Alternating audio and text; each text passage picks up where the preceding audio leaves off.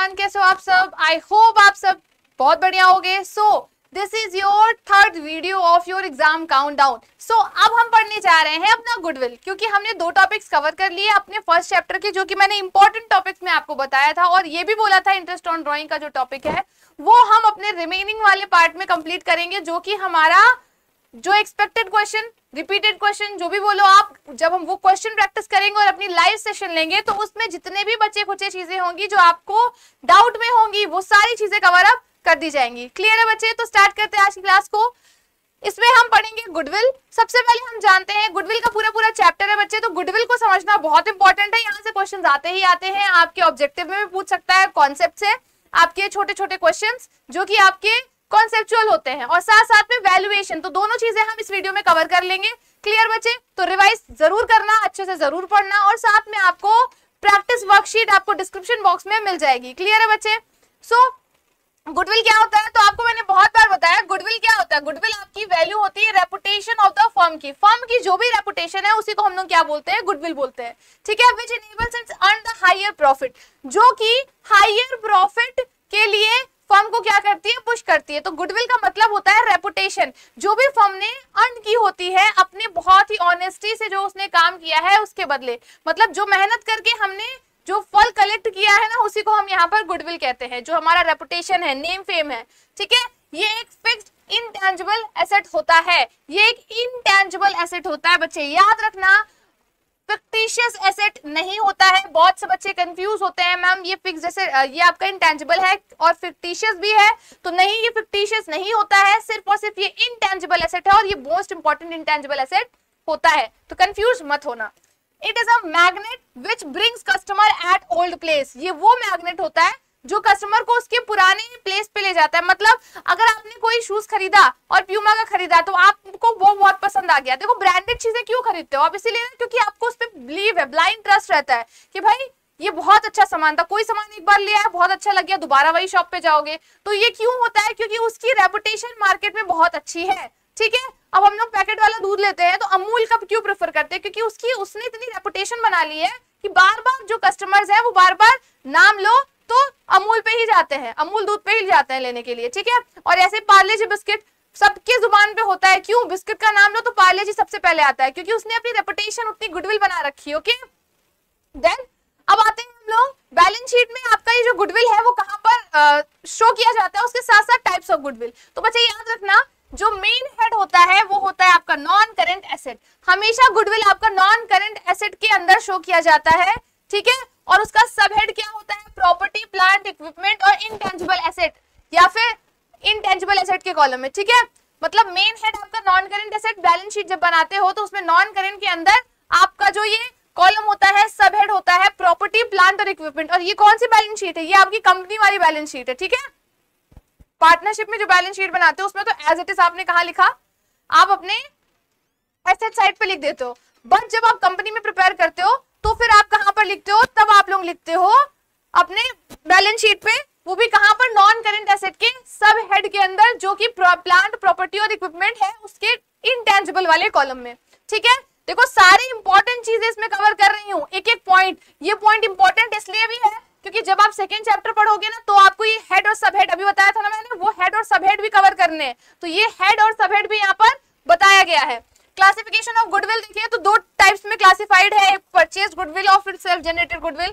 Purchase goodwill आपकी books में record होती है, और सेल्फ जनरेटेड जो है वो बुक्स में रिकॉर्ड नहीं होती। और ये मेंशन कहाँ है? ये अकाउंटिंग स्टैंडर्ड 26 में मेंशन है। As per AS 26 self generated goodwill will not recorded in book of accounts. But जो परचेज गुडविल है ये आपकी बुक ऑफ अकाउंट्स में इसलिए लिखी जाती है क्योंकि इसके लिए हमने क्या किया है?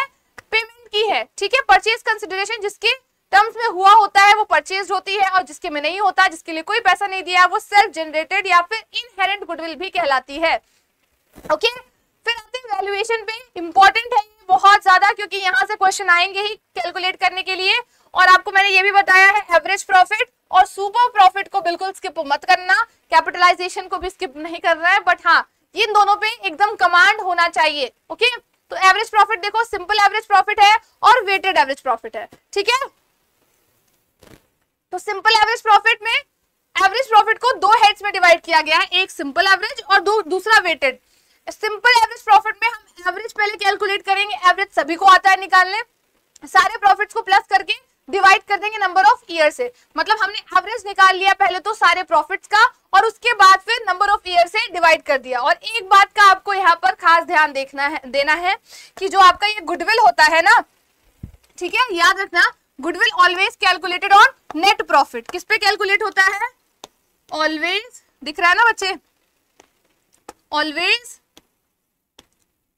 Calculated on net profit, star mark कर लो। हमेशा आपका जो ये गुडविल होता है वो किस पे कैलकुलेट होता है?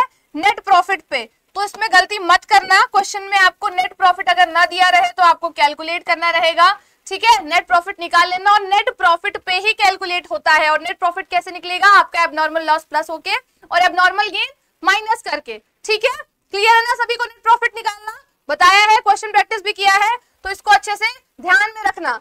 वेटेड एवरेज के लिए क्या करोगे? वेटेड एवरेज के लिए वेट दिया होगा, तो इसमें यहाँ पर आपको पहले वेटेड एवरेज निकालना है सारे प्रोडक्ट का, मतलब प्रॉफिट विद वेट का। पहले आप टेबल बनाओगे, प्रोडक्ट निकालोगे, उस टोटल प्रोडक्ट का मतलब पूरे प्रोडक्ट्स का टोटल करोगे, और उस टोटल से नंबर ऑफ नहीं, टोटल ऑफ वेट से डिवाइड कर दोगे। ओके बच्चे, फिर आपका सुपर प्रॉफिट में सिर्फ एक ही फॉर्मूला दिया गया है, देखते हैं अभी स्पेसिफिकली एक एक को।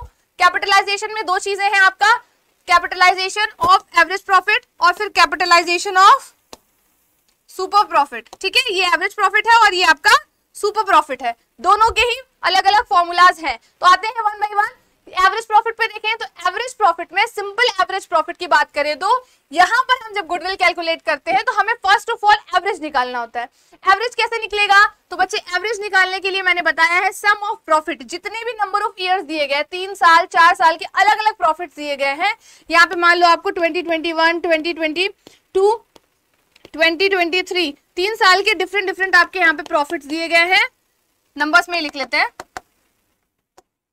50,000, 40,000 एंड दिस वन इज 20,000।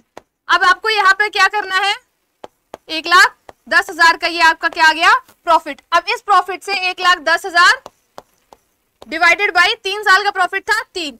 अब आपने इसको डिवाइड कर दिया तो आपको क्या मिल जाएगा? आपका एवरेज मिल जाएगा। क्लियर है बच्चे? एवरेज मिल जाएगा तो उस एवरेज प्रॉफिट को क्या करोगे? नंबर ऑफ ईयर परचेज, ये हमेशा आपके क्वेश्चन में मेंशन होता है, हमेशा ये क्वेश्चन में मेंशन रहता है, हमेशा ही, कभी कैलकुलेट नहीं करना होता है। तो इससे आपको क्या मिल जाएगी? आपकी गुडविल। क्लियर? तो ये एवरेज प्रॉफिट से निकालना सिंपल एवरेज प्रॉफिट में बहुत सिंपल होता है, नाम ही सिंपल है और बहुत इजीली फाइंड आउट कर लोगे।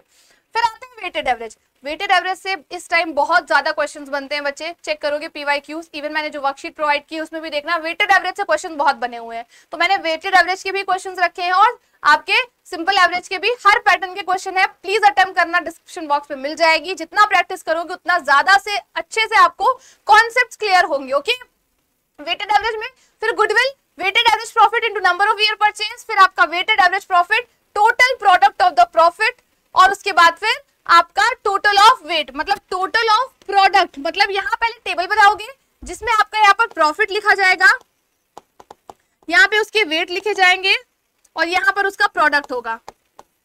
ठीक है, अब आपने यहाँ पर क्या किया? सभी का प्रोडक्ट निकाला, यहाँ पे जो भी आपका आएगा, ठीक है, अब इसका हमने यहाँ पर टोटल किया और फिर ये जो आपका अमाउंट आएगा, इस अमाउंट को टोटल ऑफ वेट से, अब इसका जो टोटल आएगा इससे डिवाइड करोगे, then you will find your weighted average profit. और after finding your weighted average profit multiply it by number of years, मतलब आपने मल्टीप्लाई इसको कर दिया नंबर ऑफ ईयर से, तो आपको क्या मिल जाएगा? Weighted average profit. Clear? I hope formula समझ आ गया होगा, क्योंकि नेक्स्ट वीडियो में हम इसके क्वेश्चंस करेंगे गुडविल से रिलेटेड। और नेक्स्ट वीडियो में क्यों, वर्कशीट में आप क्वेश्चंस पहले इसको अटेम्प्ट कर लेना, नेक्स्ट वीडियो में मोस्ट प्रोबेबली हम नेक्स्ट टॉपिक पे कवर करें, क्योंकि इसके बहुत से क्वेश्चंस कराए हैं मैंने। और अगर प्रॉब्लम होगी तो कमेंट करके बता देना कमेंट सेक्शन में कि कौन से आपके टॉपिक में आपसे क्वेश्चंस नहीं हो रहे हैं। ठीक है, वर्कशीट के कोई भी क्वेश्चन बचे रह जाए तो प्लीज बताना। ओके, फिर यहाँ पर गुडविल आपका आ जाएगा सुपर प्रॉफिट। तो सुपर प्रॉफिट निकालना सबसे इजी है, क्योंकि सुपर प्रॉफिट में आपको क्या करना होता है, पहले तो सुपर प्रॉफिट फाइंड आउट करो, फिर गुडविल आपका निकाला जाएगा। तो गुडविल का फॉर्मूला तो वही है, super profit into number of year purchase, जैसे एवरेज का था। बट सुपर प्रॉफिट कैसे फाइंड होगा, तो बच्चे देखो सुपर प्रॉफिट के लिए first of all you have to calculate your average profit. आपने जान लिया एवरेज प्रॉफिट कैसे निकालना है। अब एवरेज प्रॉफिट तो निकाल लोगे, बट नॉर्मल प्रॉफिट क्या है मैम, नॉर्मल प्रॉफिट कैसे आएगा, तो नॉर्मल प्रॉफिट के लिए आपने क्या किया, capital employed into normal rate of return upon 100। Sometimes ये कैपिटल एम्प्लॉयड आपका क्वेश्चन में मेंशन होता है, बट समटाइम्स नहीं मेंशन होता। तो उस टाइम पे आप टोटल एसेट और करंट लायबिलिटी को ले लोगे, टोटल एसेट में से करंट लायबिलिटी माइनस कर दिया, तब आपको ये कैपिटल एम्प्लॉयड मिल जाएगा। इसे आप कैपिटल इन्वेस्टेड भी बोलते हो। याद रखना बच्चे, कंफ्यूज मत हो जाना कि मैम यहाँ तो कैपिटल इन्वेस्टेड लिख दिया है। तो कैपिटल इन्वेस्टेड हो या कैपिटल एम्प्लॉयड सेम चीज है, total asset minus current liability कर दिया और you will find your capital employed, और फिर इस कैपिटल एम्प्लॉयड से normal rate of return upon 100 कर दोगे। और हाँ, normal rate of return question में मेंशन रहेगा। ओके, तो आपका सुपर प्रॉफिट हो गया, समझ आ गया, ये फॉर्मूला भी क्लियर है। अब इस फॉर्मूले से आप फाइंड आउट कर लेना। क्वेश्चंस को अटेम्प्ट करने के लिए फॉर्मूला समझना जरूरी है, इसीलिए मैं फॉर्मूला अच्छे से समझा रही हूँ, जिससे क्वेश्चन अटेम्प्ट करने में आपको कोई भी प्रॉब्लम नहीं आए। ओके, ये छोटे छोटे वीडियोस इसीलिए बनाए जा रहे हैं जिससे कि आपको बहुत ही लेंथी ना लगे कि मैम इतना पढ़ना है कैसे कवर होगा। जो टॉपिक नहीं क्लियर है झट से देखो वीडियो और कवर कर लो, 2 सेकेंड में आपका पूरा का पूरा रिवीजन जो है ना वो होने लगता है। एक बार आपने वीडियो देखा तो चीजें आपके माइंड में जितनी भी है वो रिवाइज हो जाएंगी। ठीक है, कैपिटलाइजेशन मेथड, एवरेज प्रॉफिट और सुपर प्रॉफिट। एवरेज प्रॉफिट का फॉर्मूला, कैपिटलाइज्ड वैल्यू निकालनी पड़ेगी। ठीक है, इसमें आपका कैपिटलाइज्ड वैल्यू निकालनी पड़ेगी एवरेज प्रॉफिट की। तो उसके लिए आप कैसे फाइंड करोगे, एवरेज प्रॉफिट पता है 100 upon normal rate of return. याद रखना, एवरेज प्रॉफिट का 100 upon normal rate of return करोगे, आपको capitalised value of average profit मिल जाएगी। और उसके बाद उसी वैल्यू को उसी वैल्यू से माइनस कर दोगे एक्चुअल कैपिटल एम्प्लॉयड को, then you will find your goodwill by capitalisation of average profit. ठीक है, फिर सुपर प्रॉफिट की बात करें तो goodwill by super profit into normal rate of return upon 100। ये हो गया आपका पूरा का पूरा गुडविल का फॉर्मूला। अब आपको इस पे बेस्ड क्वेश्चंस अटेम्प्ट करने हैं जो कि वर्कशीट में मेंशन्ड है। और बच्चे क्वेश्चंस अटेम्प्ट कर लेना, मैंने 10 क्वेश्चंस रखे हैं क्योंकि इस वजह से आपको पूरा ये रिवाइज करना है।